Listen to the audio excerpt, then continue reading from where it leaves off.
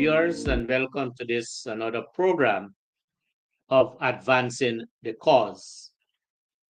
This program comes to you every Wednesday night from 18:30 hours to 20 hours. The official host of this program is the Honorable Coretta McDonald, AA, MP, and General Secretary of the Guyana Teachers Union. At this stage, let me just tender an apology for Ms. McDonald not being on the program tonight because of matters of national interest. My name is Dennis Jaikran, and I will be hosting the program for tonight. Our topic tonight would be many mistakes. Let me repeat our topic for tonight, many mistakes. As indicated to you in previous programs,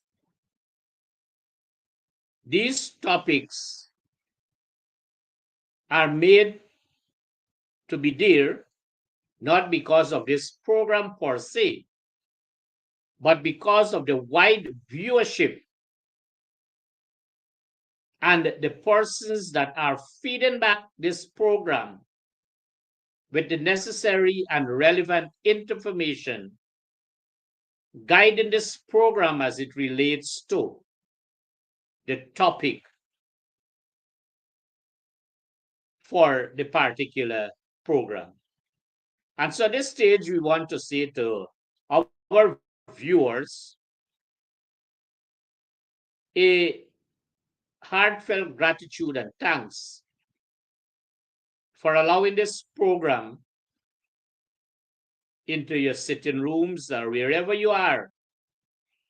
And thank you for listening and for the feedback that you would have been given to this program, allowing us not only to formulate the topic, but allowing us to be able to formulate the content based on your submissions, meaning being very reliable information, credible information, so to speak, because in very many cases, this program would seek to verify the information. So the topic again is many mistakes.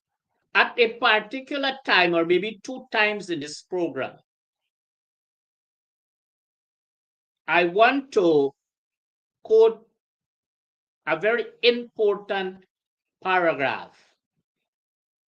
And I'm doing this in the present circumstances of our political situation in this country.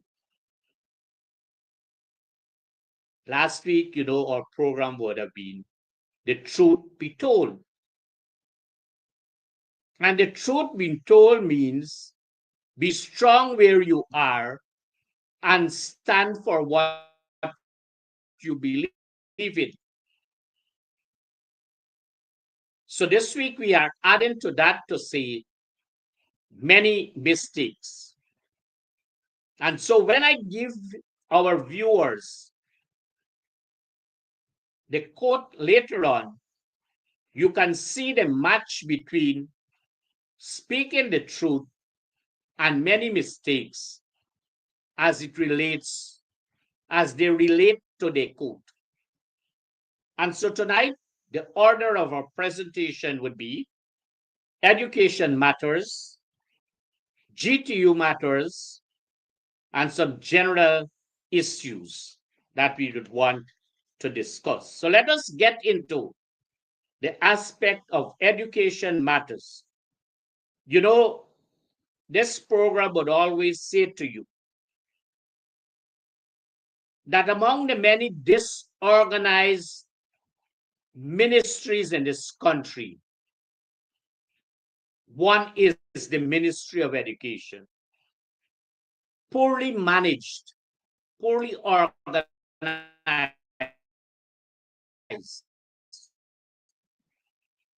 And we would have been pointing out on this program the very many ways in which the Ministry of Education is so poorly organized that the organizational structure as it relates to the minister, the PS, the CEO, and all the officers, including the regional education officers and the officers of the regions, we would have been pointing out that they are a tremendous bunch of failures in this country, failing the education system. And we cannot help saying this over and over because the feedback, not only from Guyana, but from the Caribbean and wider world, US, Canada, England, and other countries, they so allow us to understand that once upon a time, when the coalition was there and then the PNC was there, that the structure of the education system was so in place, so organized and so managed that in very many cases, you could not have found any loophole to say that it would have been mismanaged. Here and there, you would have some of the fallbacks, but the system catered for and would have been able to address those. It is not happening in this case. And so I say that as an opening of the failure of the education system. Monday was a very important day for us in this country, our 59th independence anniversary. But I'm going to come to deal with some of the defects and deficiencies of the celebration of our 59th independence anniversary, starting from Friday of last week, Saturday, Sunday, and Monday. But this is the point I want to make. There was an invitation advising district education officers, some are one and some are two in their appointments, to attend a methodology workshop at NSOR. You know, NSOR is a failed unit of the Ministry of Education. And we would have removed recently poorly managed to no management of what is happening at NSOR. But one night on this program, I would speak to you about how NSOR would have been established, why it would have been established, and some of the persons of great mind that manage and head NSOR. And so the district education officers who are responsible for secondary schools in these various regions would have been invited to a workshop, methodology workshop, that started Monday of this week, an important national celebration, our 59th independence anniversary. But that is not the point. The issue about this is that the issue about late and these district education officers, secondary, responsible for supervision of the secondary education program in these different regions, are now involved in the management and supervision of CSEC, meaning they are the persons who would traverse to examinations division in Georgetown, uplift examination papers for the particular week. Those would be like Region 2, Region 3, Region 4, Region 5, 6, 10. The other regions, there are other arrangements for those papers to meet in the region. And so these district education officers are the persons who would go to examination division, uplift those papers, take them to the various security places wherever they are, and be able on a daily basis based on the subject to be written to supervise the extraction of those papers from where that safe place is in that particular region. And so, as good, as bad as the ministry, listen to what I'm saying, as good, as bad as the ministry, they invited our secondary education officers to this workshop. Many of them are DEO 2 by appointment, which is one stage higher than DEO 1. So the first thing, you take them away from supervising CSEC. And so if there is any default in the management of it, then the Ministry of Education ought to be blamed. But Monday was a holiday. These people ought to be with their families or be celebrating or wanted to celebrate independence. But you took them away. An important point to note is that the person who they would have named,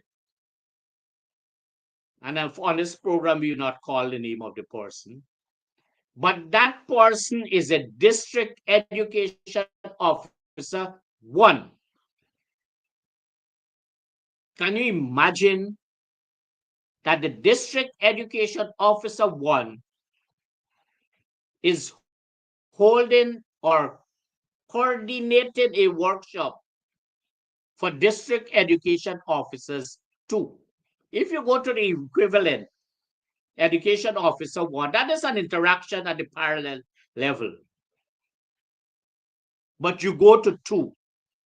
The 1 is supervising the 2.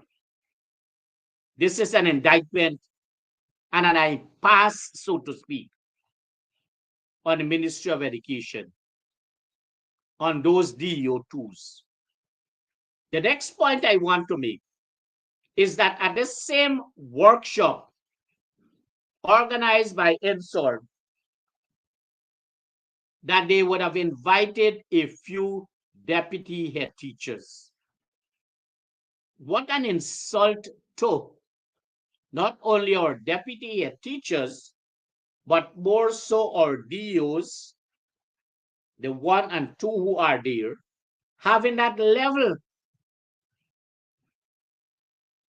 of staff from schools to be there with them. And once we continue that practice, which is very discriminatory, so to speak, we would continue to insult levels of education officers in this country, levels of teachers in this country, and our system would not grow. But, you know, it would have been in a decline. And what they are good about is to celebrate a 1% and 2% pass. They call matriculation in mathematics and English and 5 subjects and what have you. All sorts of meaning to that. And 25 and 24 subject celebrations. But they are not telling you of the students or the learners at CSEC who are not able to matriculate with 5 subjects and more, mathematics and English A, grades 1 to 3. Let them give us that figure, that percentage of the learners that wrote CSEC in any year and could not have been able to achieve that level. They never said that in any of their reports. So that is an appendage to the workshop that we have at the NSORD. And I'm saying that we, because I am still part of education, because my profession is teaching. And I understand that good teachers are teachers for life. Many people say that they are teachers, but they went into a school one day, teach one day, and then they are teachers, but they are not as good as they are. So that is a point. So I want to talk about school grants. The second point. The first one was not any respect for our district education officers.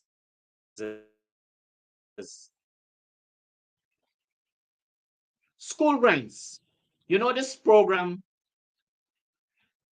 the defects and the deficiencies in the list of learners at the different schools and in the different regions who are to and who were able to receive already the school's cash grants. It was brought to the attention of this program from every single region across this country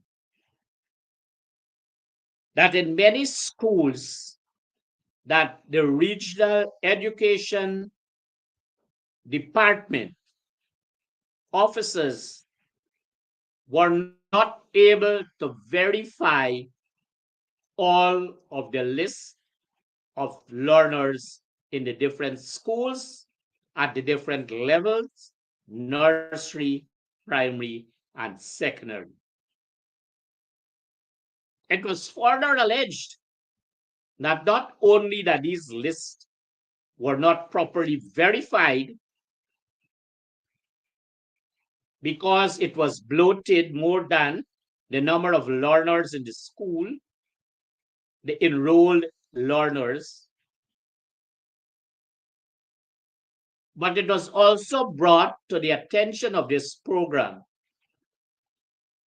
that at the time of the payment of these cash grants to schools, that there was a suspicion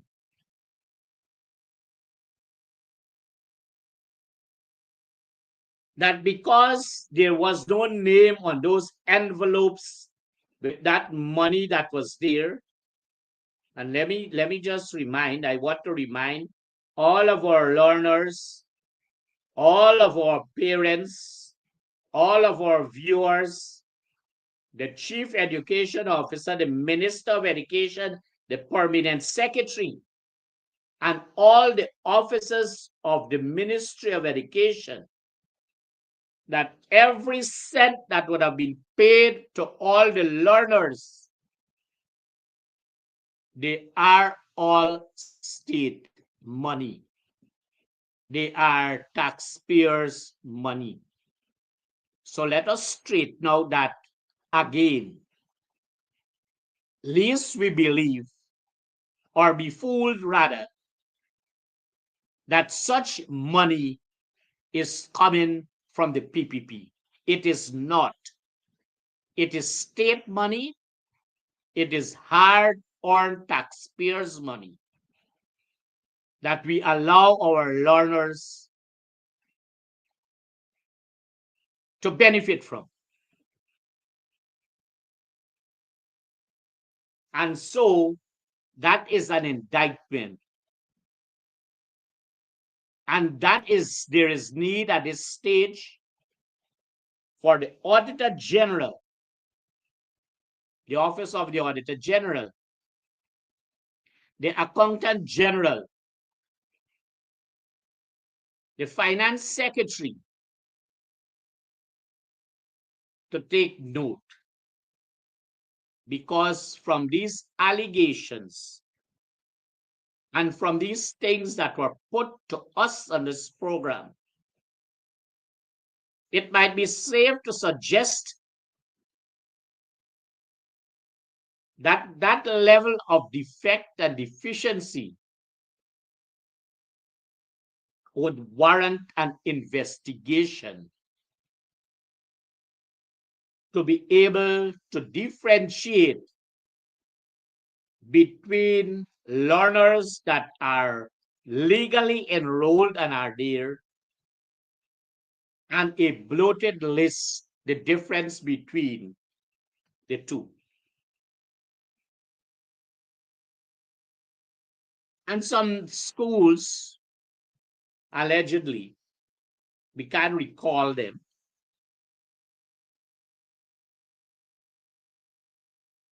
may be held accountable and culpable for such a practice. And there's need for the Auditor General, the Accountant General, and the Finance Secretary. This is another point that was brought to our attention. And there are allegations that persons who are not learners at particular schools, but because they might be friends, families, and favorites, and more so the second one, families of head of these institutions, allegations are telling you that they were able to receive because these envelopes are not labeled with the names of persons. And so they receive and some signature took place. Because remember, you have a bloated list. And despite the fact, again, it was alleged that if you had a verified list of 25 learners of a particular school, legal number, but the bloated list gives you a total of 30, and because it was not verified, it was only reasonable that those who were in charge of making those envelopes possible in terms of the cash that is there would have prepared 30 envelopes, not knowing that the legal number of that particular school, I'm giving an example, would have been 25. So there are 5 floating envelopes.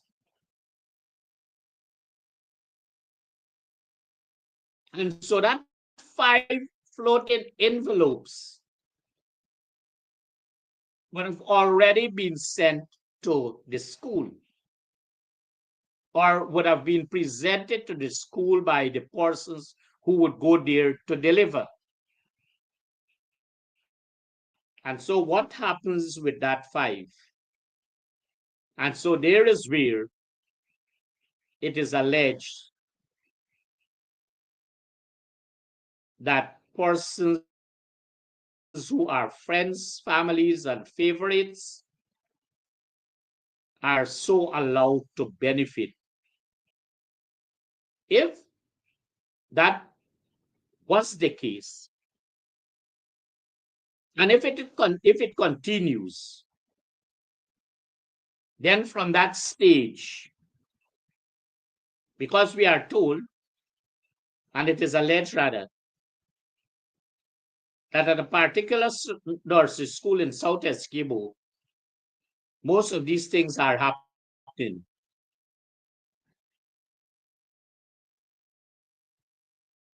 Then there is need for accountability. And if we are doing that allegedly at nursery school, then we are starting at that age to teach dishonesty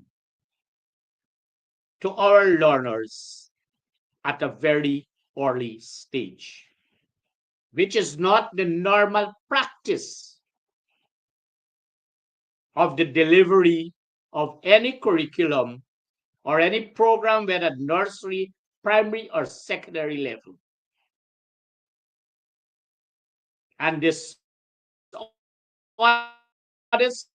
in its real meaning would lead you to corruption. Office of the Auditor General, Accountant General, Finance Secretary. There is a need for a thorough, not investigation, but auditing as it relates to verifying the list based on legal enrollment of these learning institutions.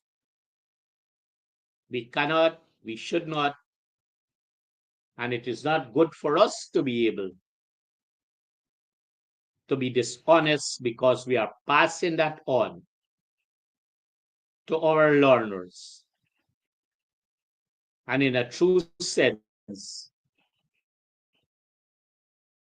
our parents would one day speak it out.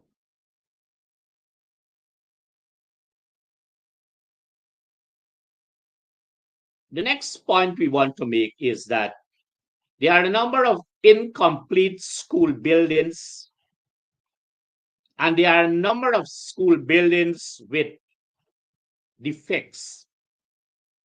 Let us start now with a few schools that we are going to name.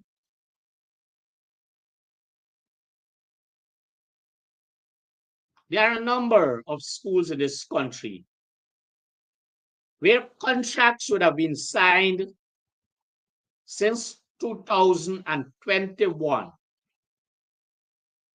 for the construction of new buildings, school buildings. And to this date in 2025, some of those schools are still to be completed, allegedly. And so contracts would have been signed 2021, 22, 23, 24, 25. Great thing about the Ministry of Education, the minister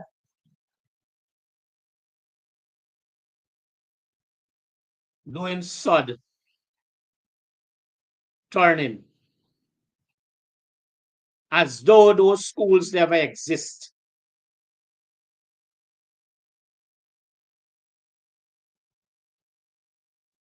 So while the building is new, the school is not new in its real sense, because it was there, but it is now a new structure going in there. We want people to understand, viewers to understand, that when the Ministry of Education, the minister, the PS, the CEO tells you about a new school, it is new building. The school comprises of the system and the delivery of the program and our teachers and our parents and our learners. That is the school. But when you talk about a building, then it can only become new if something is being done based on that existing building that was there. So when you turn the sun, it is an insult to say that you are doing a new building. It is not in that case.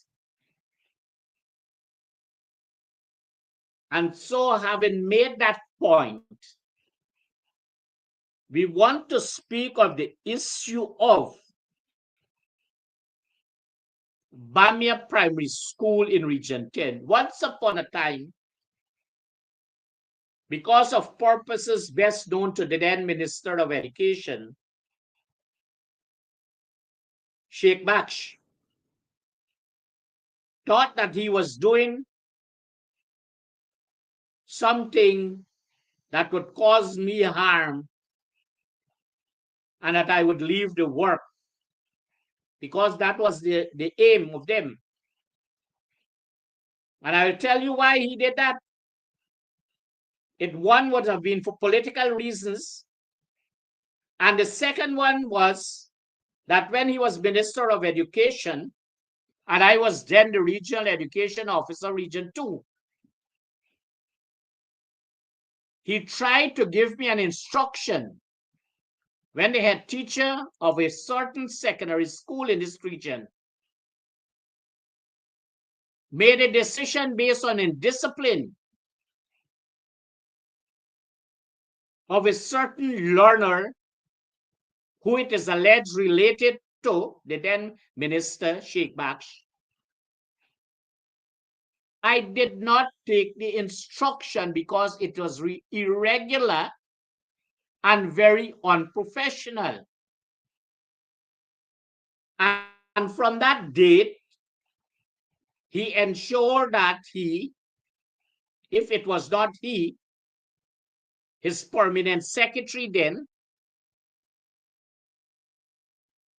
the CEO, the DCO in those days, targeted me to ensure that they find something. And so I was placed and transferred to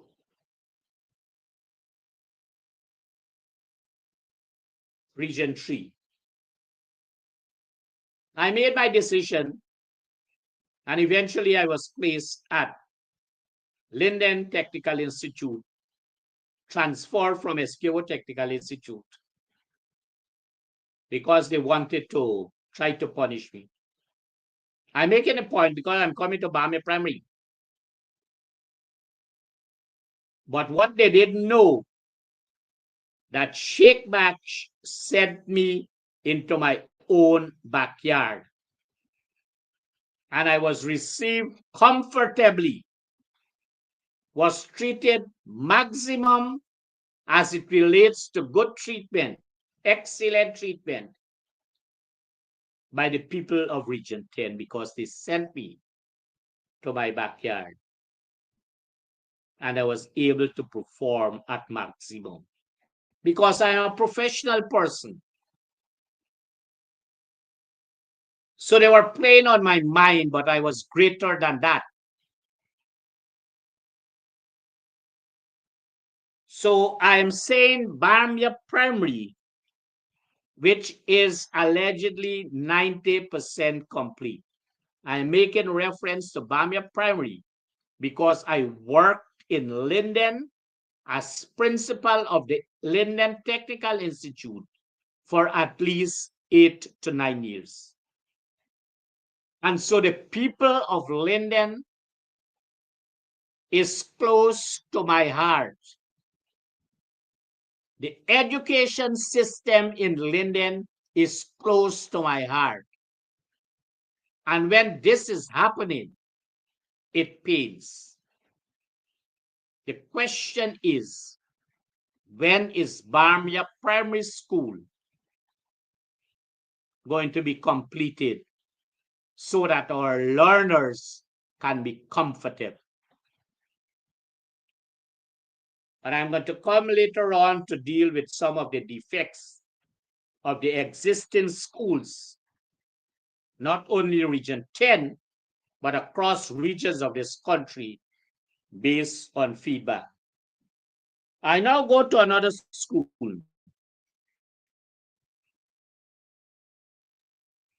Husururu Secondary School, a secondary school in Region 1, which is about 60% completed. And the value of that school would have been $2.6 billion. But there are allegations and there are pictures and photographs to show that that $2.6 billion that would have been allocated and contracted for that building, that secondary school in Region 1, 60% complete, and that project is completely abandoned. And that is why we want to say to our viewers, when they come to say to you that they love you, when they come to say to you that they are delivering education at maximum, when they come to you to say that they are spending billions of dollars in education, this is an example of a non-interest one. Secondly, a waste of taxpayers' money, which is not good. But here comes the question again. How active is the Auditor General, the Accountant General, and the Finance Secretary, at least for now, in these two issues? They are incomplete secondary schools, primary schools, and nursery school buildings in Region 3, in Georgetown, and in Region 4. But on another program, we'd show you pictures of those incomplete school buildings. Because it is a waste of taxpayers' money. It is an insult to what education is all about. And so parents, viewers, teachers who are listening, you have to recognize that there is a waste of money. $2.6 billion Husururu Secondary School in Region 1, 60% completed and abandoned.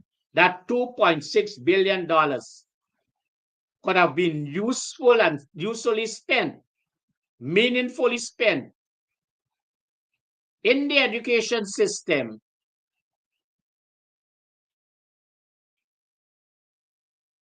to deliver to our learners, to our teachers, adequate teaching materials, so that results that they boast about in a very true sense can hit the ceiling. We continue to hit results at the level of the floor, like a bumper ball bouncing, but cannot reach the maximum. But when you hear the talk about results, you would get the distinct impression that they are hitting the ceiling. They might be hitting the ceiling, as I said early on, with a 1% celebratory concept. But you are not telling the people, the learners, the parents, our teachers, what is the result of the 99%. So I make mention of these two incomplete schools, one incomplete, 90%, so to speak, allegedly, and the next one, 60%, Bamia Primary, 90% complete. The question is when the school would be properly handed over and open. The second one is the Husururu Secondary School, 60% complete at a value of $2.6 billion, abandoned, waste of taxpayers' money. And that is why we ask the question, or we say that education is poorly managed. You know, the Auditor General, the Office of the Auditor General, was very, very, very active during 2015 and part of 20. I would hope, based on these circumstances and in all of these situations, that the Office of the Auditor General would find it and make it their duty, as there in the Audit Act and the Constitution of this country, to account for every single cent that would have been appropriated by the National Assembly and the bill being ascertained to. There's time, and there's now the time for us to ask more questions about spending. The effects of schools and school compounds. The last time we talked about Friendship Secondary Information came to this program via the parents of that school. This program was reliably informed that some teachers of that school would have been targeted as giving this information to this program. I say, as I said the last time, I repeat, that no information came from any teacher of that school, but this program said to you at that time that once we would have made it known to the viewers that the teachers would be targeted, and we said that no information came from the teacher nor any teacher of the school, but concerned parents. The situation at that school remained the same. And across this country, in every region of this country, there are serious defects as it relates to all of our, most of our nursery, primary, and secondary schools. And we do not want to, on this program, to call the names of or mention the names of those schools, because we recognize that, having mentioned on the last program, Friendship Secondary School, the targeting that was there on our teachers. And we want to avoid our teachers being targeted. So we are not going to list the schools, but we are going to say to the viewers that included in these schools are these nursery, primary, and secondary school buildings that they call newly constructed buildings, renovated or rehabilitated buildings. In the worst case scenario. And these are some of the areas.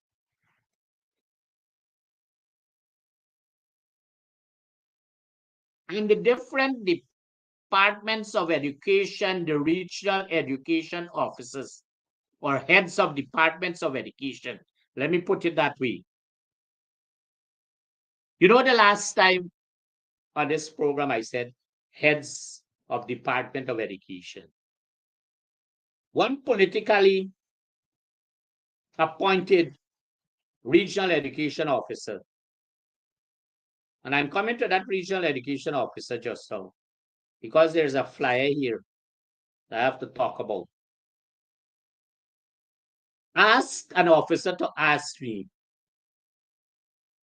who is a head of Department of Education? But let me explain that. Maybe some of them don't know, and maybe the CEO doesn't know too, and his officers. The head of the Department of Education of any region, any district, education district. There are 11 education districts. Each region would have one, which with 10 regions would give you 10, and the 11th would be Georgetown as an education district. But in these 10 regions, we have regional education officers. And in Georgetown, you have a principal education officer. And I noticed every circular or piece of correspondence that would come from the office of the chief education officer, the deputy chief education officers, none of whom can make any impact on the education system, including the chief education officer, and some of those sleeping senior education officers and assistant chief education officers. They cannot construct a proper memo. They do not know what is the difference of concluding a memo and a letter. And they have a difficulty, all of them. And I give them the opportunity. The CEO can get in contact with me, and I do it for free for them for 1 week to teach them some principles of management of the education system and how to be able to construct pieces of correspondence, whether letters or memo. And so they can be very effective. They are not the CEO and none of the DCOs or ACOs and those sets of SEOs, the one at secondary, the one at exams, and all about the place that they are put in to put their people there. They cannot function. The DCO at exams, he's a waste of time. The DCO development, technical, he bunks around the place without knowing the technical education program. But let me come back to the defective schools. So we are not going to name these schools, but these are the defects, including them running to open some of these schools. Mind you, some of these schools that they are taking credit for, the contracts, if not the contracts, the money would have been allocated for the construction of those schools while the coalition was in government. So when they try to take credit for that, we are going to tell them where the money came from.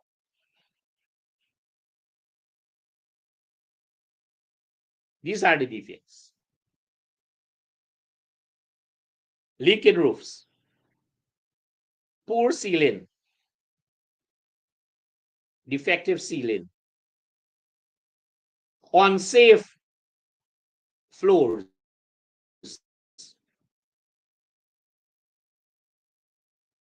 distressful stairways, electrical defects. And let me tell you something about electrical defects. If by chance there is a disaster by virtue of electrical defects, I hope, or this program would hope, that the rightful people would be held accountable. Sanitary facilities. Our teachers and our learners continue to use very defective in sanitary facilities. Our toilets.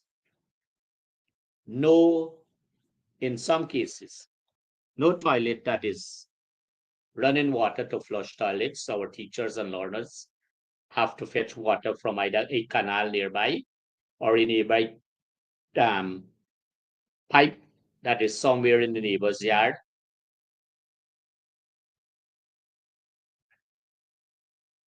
Drinking water, running water. And the cleaners are complaining because they do not have water to be able to clean our school buildings and facilities properly.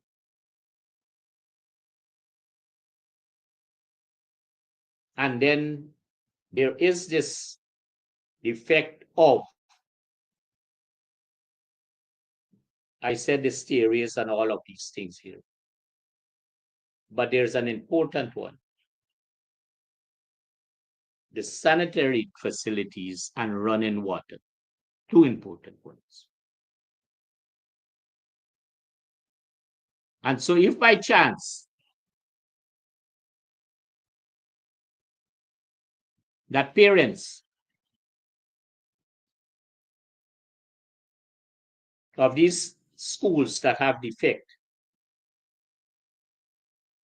crack walls, broken furniture, inadequate furniture, all these things lead to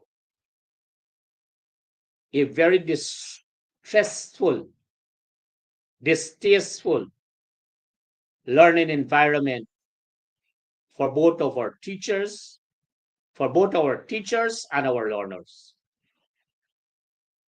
Some parents complain that despite the fact that in these nursery schools that tons and tons of money are allocated and are boastfully spoken about, that they still have to make meaningful contribution of certain items. Sometimes if you get that list, I have a list here, but the name of the nursery school is on it so that I do not want it to be printed there, but there are 13 items here. This by itself cut across other regions.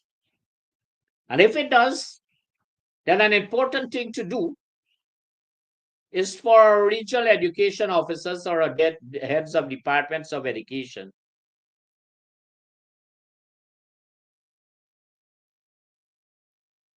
to examine the system of allocation of funds or resources. So, and results would be an oriented result based on input.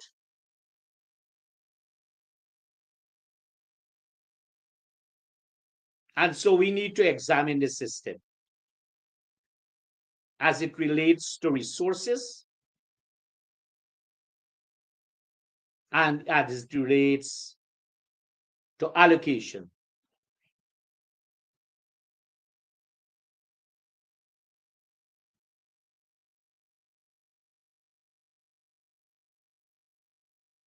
You know, when these schools are rehabilitated, new schools are being built,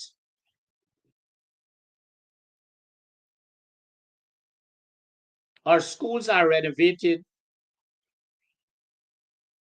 or repairs and maintenance work being done, there's always this miss rather, of an important document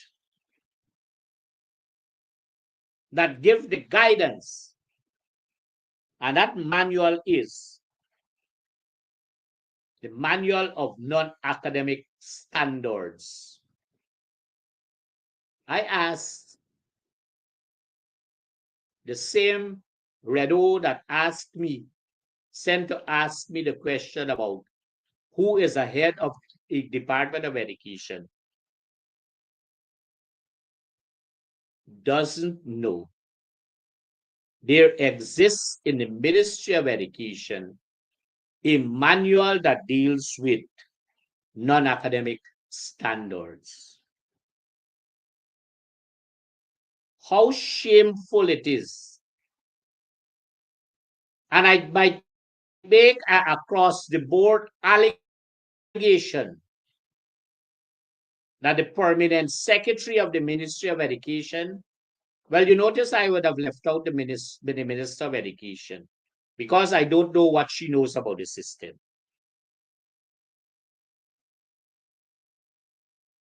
The permanent secretary, the CEO, and all the officers at Central Ministry,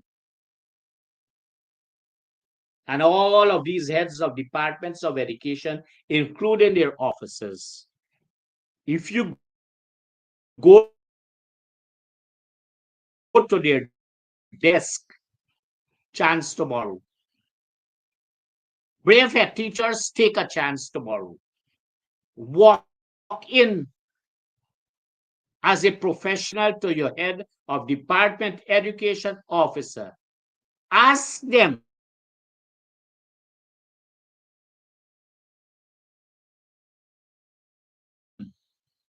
including the chief education officer, who they would have pitchforked there without doing anything about the system.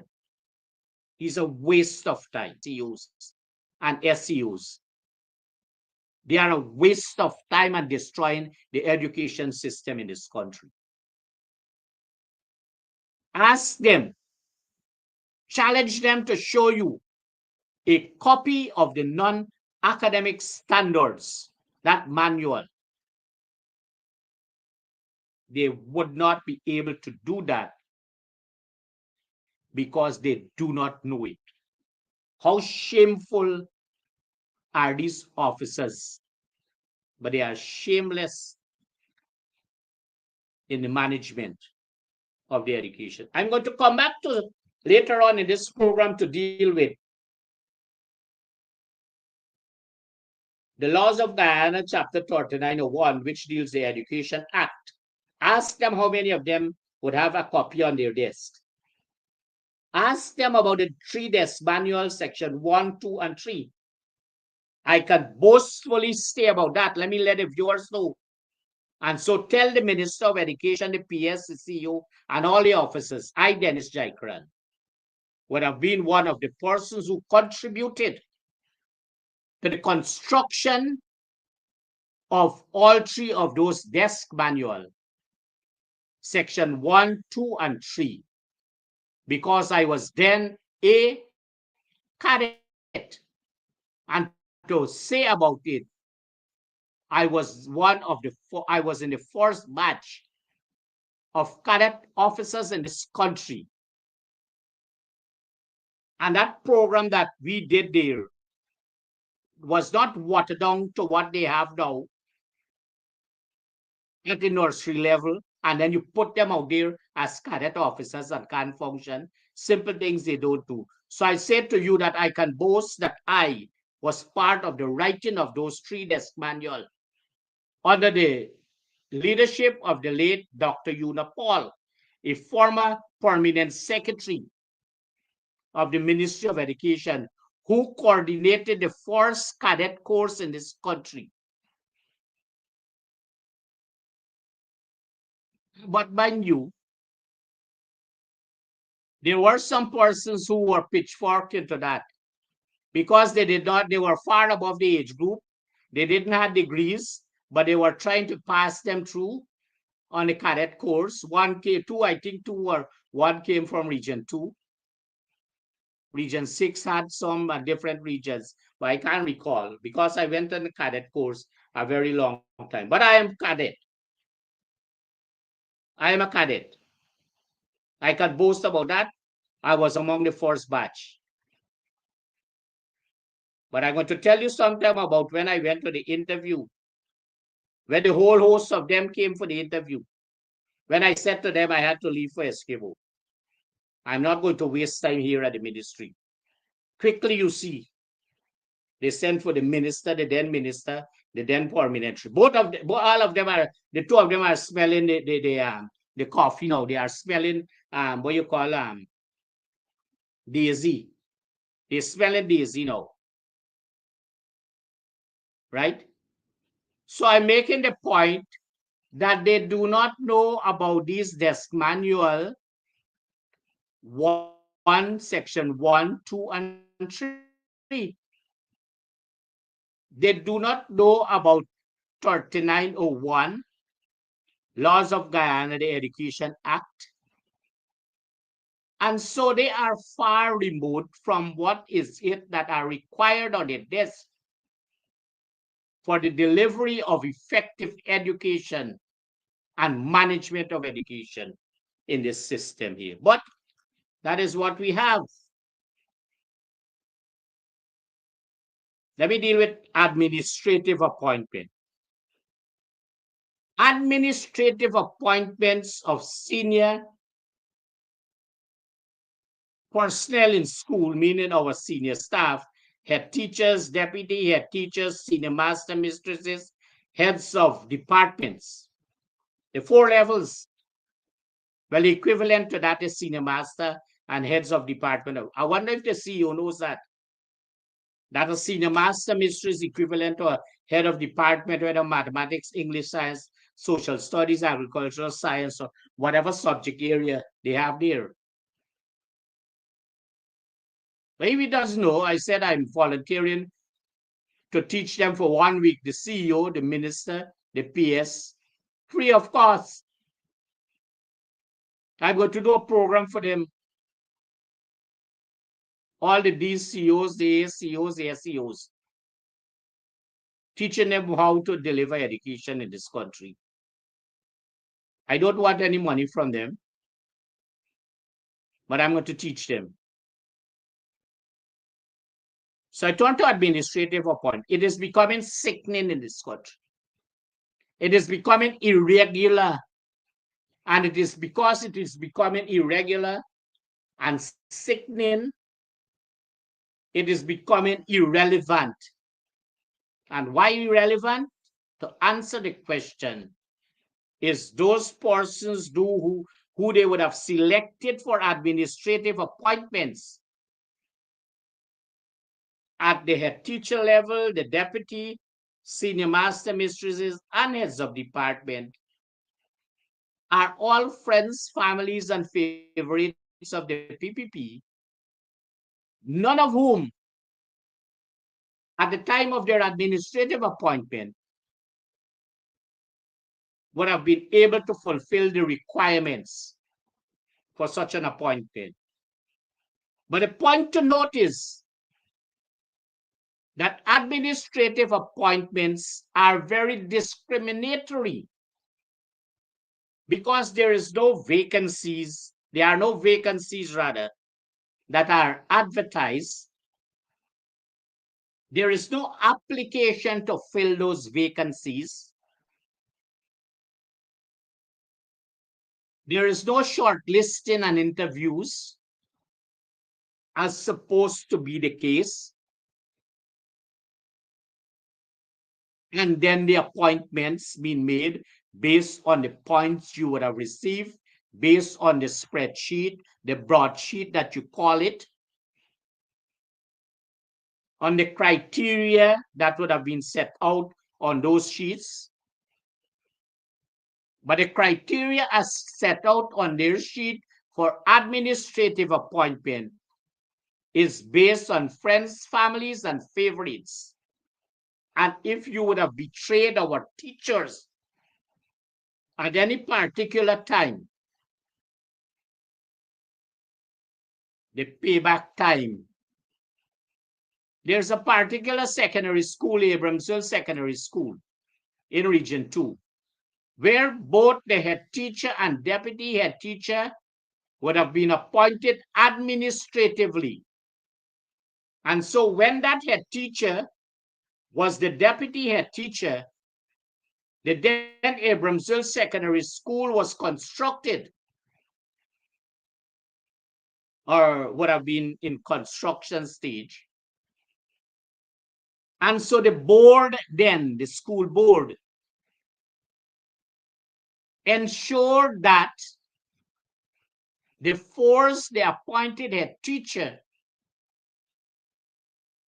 not to go to that new school because the now regional education officer, who is a politically appointed person and has to be able to dance to the tune, and the person is dancing to the tune because there is political advertisement that she's doing in favor of the PPP.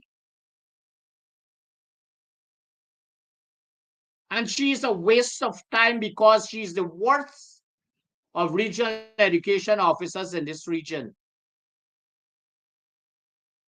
But I come back to Abramsville Secondary School. That school is now poorly managed. But let me give them good news. that the person who they force out of that position is in another country, very happy, very productive, and she's doing well. But that school would have fallen in its standard by leaps and bounds downward. That is a clear example of when you do administrative appointments, you do not put the right persons to manage. That school has a host of problems. By the way, the person who chairs that board has not a speck of understanding of what education is all about. And then in a short span of time, after the retirement of a failed head teacher of a secondary school, that retired head teacher was appointed administrator of that school. Another worst case scenario, destroying secondary education in this region and this country. But you don't hear about that.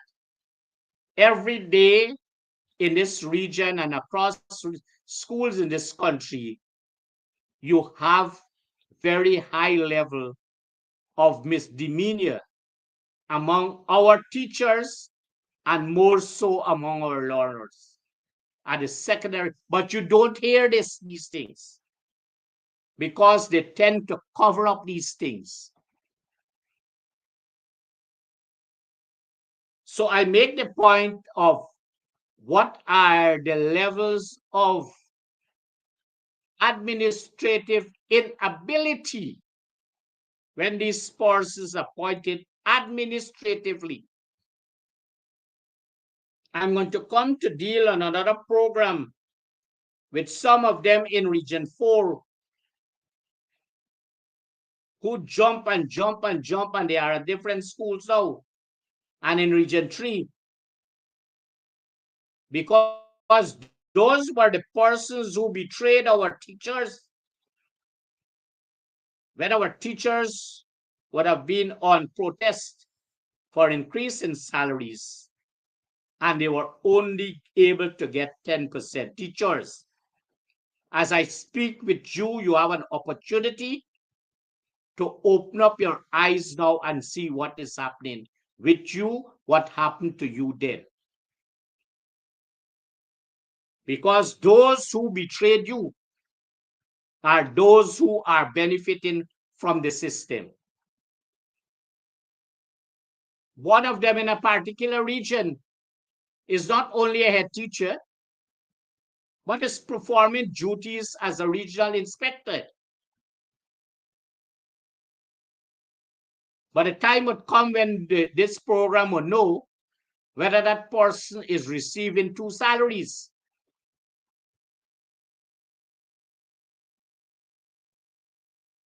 That is not all.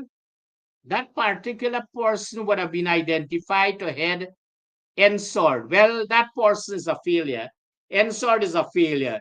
So if you have failure plus failure, it is unclassified. That is the education system we talk about as it relates to administrative appointment. No normal course of duty or procedures being followed to appoint persons. But once you are able to do something that is irregular, unprofessional, the payback time would come for you. But the rewards would be great for you. But after those rewards, the disasters would come your way that you can't deal with it. That is happening in the system. That is happening in the system. Let me deal quickly. GTU elections are around, and I must remind you of the persons because your ballot papers are supposed to be out. And so, teachers, I want to remind you, once you have not yet cast your vote, this program is imploring upon you because we already have for the president in waiting, the president elect is the Honorable Coretta McDonald, AAMP, and she's now General Secretary, soon to be President, because there is a no contest at that level. For first Vice President, this program is urgent. We do not have the pictures, the photographs tonight, but we are advising that the best person to support Comrade Coretta McDonald as first Vice President would be Andy Cameron. Second Vice President, Carl Vanir. Second Vice President, Carl Vanir. General Secretary, Collis Nicholson. General Secretary, Collis Nicholson. Deputy General Secretary, Heathcliff Peters. Deputy General Secretary, Heathcliff Peters. Treasurer, Raylene Phillips. Treasurer, Raylene Phillips. Regional Vice Presidents, one executable would be Thakurdeen Durga, Borbis, Mahalia McCalman, and Demerara Kishina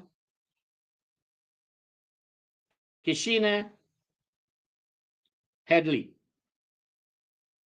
And so those are the persons that from the teachers for this time around would be the best team to so manage this Guyana Teachers Union. So we now turn to some general matters and we talk about some of the, but before we go there, let me say to the viewers of this program, that we have in this country, and I'm going to call all of their names because I've been repeating it, a set of failed enforcement agencies that turn their eyes and backs upon illegal activities. And this program would have been making mention of a particular illegal and unauthorized mechanical workshop in a residential area causing noise, dust, and chemical pollution. The Environmental Protection Agency, under its act, is the rightful agency to address that issue. And that agency would have received at least 13 letters, none of which would have caused that agency, the executive director and all the staff of the Environmental Protection Agency, all of whom are servants of this country, who are paid by taxpayers, by state money, and are not functioning. Because across this country, every area like that and other areas, people continue to complain of the inactivism of the Environmental Protection Agency, the executive director and all the staff. But let me remind them that they are paid by state money, taxpayers' money, and to further remind them, they are servants of the people of this country and they are not masters over anybody. The EPA, the Ministry of Labor, would have failed to, in any way or in any form, cause to be applied to in that and other areas, aspects of the Occupational Health and Safety Act, an indictment. The NIS is a compromised institution, and there's always a lowering of assessment, like the Ghana Revenue Authority, and it's causing persons to contribute at very low levels while they are at the maximum in some cases of receiving. And then the next one is the Guyana Power and Light, another waste time agency receiving taxpayers' money, state money, and not functioning. This program would continue to highlight them of their failures so that people would be to know. And not all we are talking about, like how we say about all these, not all these policemen are rogue elements. There are selected rogue elements in this Guyana Police Force. But we're going to talk about Guyana Police Force next week. So some of these defects we want to talk about. But before I go there, let me just quickly, because at the end of this program, I have 5 minutes more. I want to do two things. Let me just, as I said early on in this program, let me just say something, give you a quote. And I quote, by endorsing a party widely accused of corruption, extrajudicial killing, money laundering, and the transfer of national wealth to a select few families, these people have revealed not a political shift, but a serious lapse in character.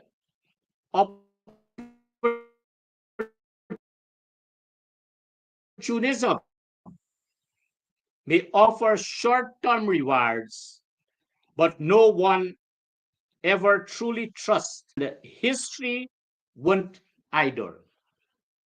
And this quote is from Randolph James. When I close, I would close with this quote because it is very important at this stage of our political history in this country.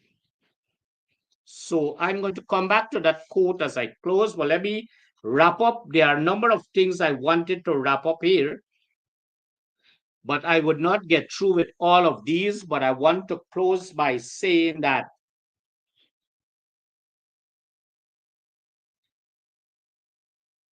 two things. Let me quickly do. One, there are two flyers here. One here is saying that CSEC scholars online CSEC lessons registration open, and there are a number of subjects there, and the registration fee is $3,000, and there are monthly fees for CSEC subjects, maths or English A, $6,000, $6,500. CSEC maths and English A, $12,000. All other sub classes, meaning subjects, $5,000 each. And mind you, this is a person we understand that they would have put out this flyer who is a national coordinator, allegedly, for the mathematics program. So the question our head teachers, our education officers, parents are asking, what resources are being used from the Ministry of Education to do these lessons? One, that would have question put to this program. And the second question that would have put to this program, once these lessons are in place, what time would this coordinator have for the real work that the taxpayers of this country are paying this coordinator? And so the second,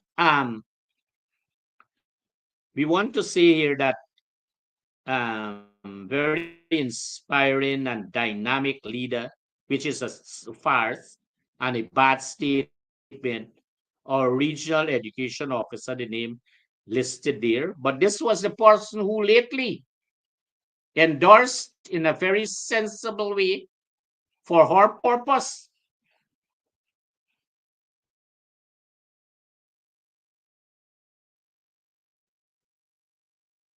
the president, and is now an authority of speaking to because we care grants. But this person is speaking out of third because this person doesn't know. And let me say, if this person is listening, or somebody would say to this person that one, this person as a regional education officer is a total failure. And the second thing is that this regional education officer would have been the one who would have betrayed that same head teacher I spoke about early on and other head teachers by going to their houses and taking letters for them to sign, not realizing that the education officer is delivering a letter on a date for Monday, but is going there on the Sunday. They don't think. But I'm going to deal with this here at a very public place later on. And so I want to close by saying that there were a number of defects as it relates to and efficiencies in the celebration of the 59th independence anniversary in this country. And so there was total desecration of our national flag. Some of these activities, when these flags were given, national flags, they were thrown on the ground, trampled upon. In some cases, buildings that are so located close to the army headquarters in this region, Region 2, near the fire station, not far from the police station, and they are passing there. All of our national flags are mounted upside down, left to right instead of right to left. But we can't get the pictures up because we are getting some technical difficulties in bringing up the pictures. And then our shame that when you fly your flag at half staff is an indication that someone, that is a mourning purpose, someone is dead. You know, this program would have been advised that a particular pastor in Region 2 is flying a flag at the home of that pastor at half, the national flag at half staff. And to crown it on, as they said to us in this program, that the church that this pastor is pastoring, that they are also flying the flag, the national flag, at half staff. Desecration of our national flag. And so all these jump up they have about this place, they are not patriotic. And there are pictures that we are not able to bring up, where senior government officials, so-called businessmen, attending functions, including the prime minister of this country, a waste of time, big man, cannot be able to put themselves in place as how you should stand as it relates to the recitation of our national pledge and the singing of our national anthem.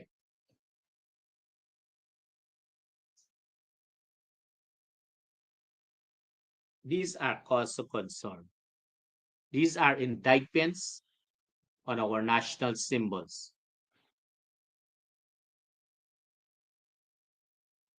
things of our nationhood, our national flag, our national anthem, our national flag. And none of these activities, that there was the hailing of any song of national, any of our national song.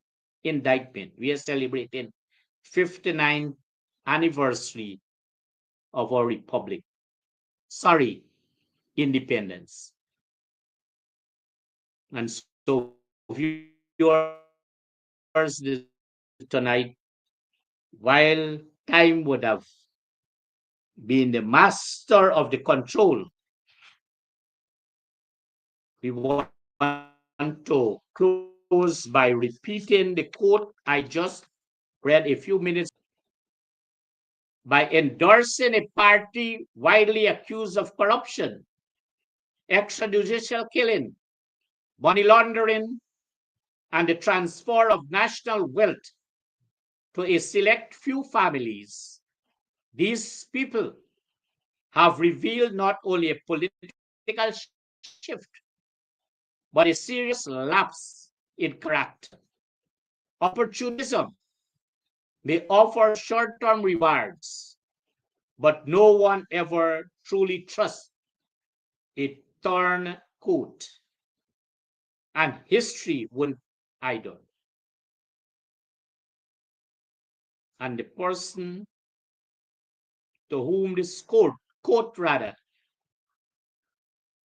came from is Randolph James. Viewers, I want to thank you very much for tuning in, and I want to continue to advise you to submit to this program credible, verified information so that we can be able to formulate not only the topic, but to construct the content of this program so that a wider range of persons, viewers can benefit. We want to thank you. Good night, and may God bless you.